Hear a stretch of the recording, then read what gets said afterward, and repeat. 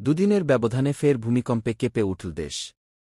রাজধানী ঢাকাসহ দেশের বিভিন্ন স্থানে এ ভূমিকম্প অনুভূত হয়। এর উৎপত্তিস্থল ছিল নরসিংদীর শিবপুর।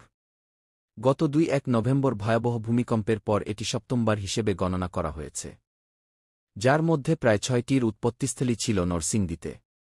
এখন সবার মুখে একটাই প্রশ্ন, একই স্থান থেকে বারবার ভূমিকম্পের কারণ কি?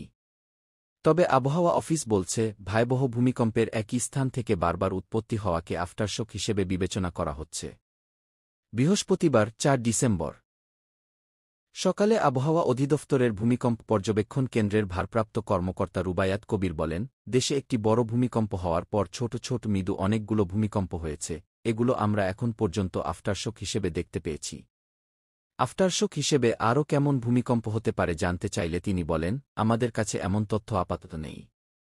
তবে যেগুলো হয়েছে তা থেকে আমাদের গবেষণা বলছে সবগুলোই আফটারশক।